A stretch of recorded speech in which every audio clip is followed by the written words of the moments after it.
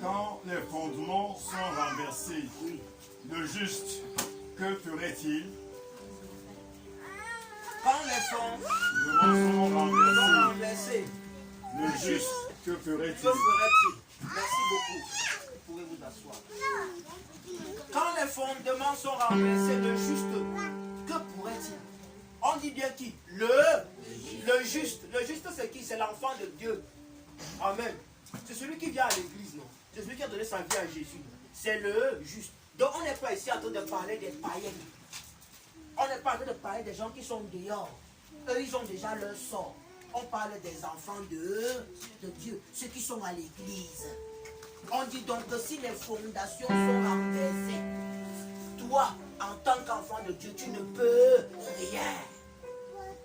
Qu'est-ce que, en d'autres termes, qu'est-ce que ça veut dire? Si dans tes racines, si dans tes racines, si dans les gens qui ont vécu avant toi, ils sont allés consacrer ta vie dans les hôtels traditionnels, toi qui es à l'église là, si tu ne renverses pas ces hôtels-là, tu ne seras rien. Voilà ce que ça veut dire. Alors, qu'est-ce que l'église devient donc? L'église devient un centre de formation où on apprend comment renverser ces choses. Comment avoir les armes nécessaires pour être un vrai chrétien.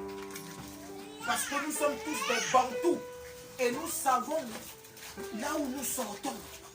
Des gens qui ont vécu avant toi, peut-être ce sont des personnes qui allaient à la guerre. Et ceux qui allaient à la guerre avant consacraient, ils faisaient des échanges, des pactes avec des divinités pour pouvoir remporter quoi? Les batailles.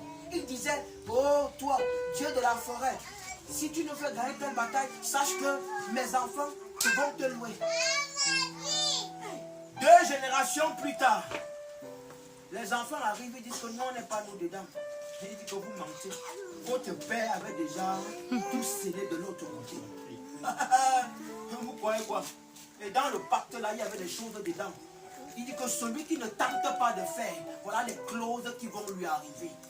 Mort soudaine, pam, non mariage, pam, ceci, comme ça. On commence à mettre, on prend, etc. Alléluia. Amen.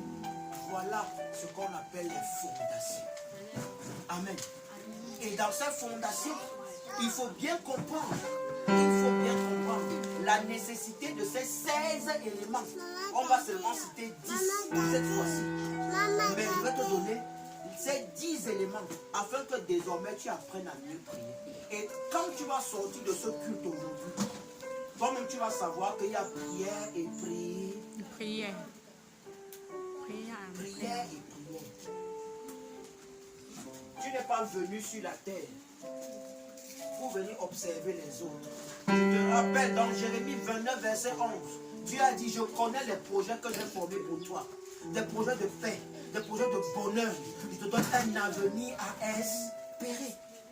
Voilà ce que Dieu dit. J'ai des projets pour toi. Ma fille, mon fils, j'ai des projets pour toi. Ce sont des projets de paix. Ce sont des projets de bonheur. Ce sont des projets de réussite. Ce sont des projets de mariage. Voilà ce que je souhaite pour toi, mon fils, ma fille.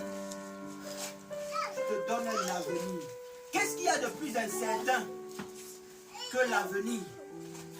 Qu'est-ce qui fait mal à un jeune garçon, à un père, à une jeune fille? C'est son avenir. Mais Dieu te sécurise. Il te dit dans sa parole, Jérémie 29, verset 11, il te dit qu'il te donne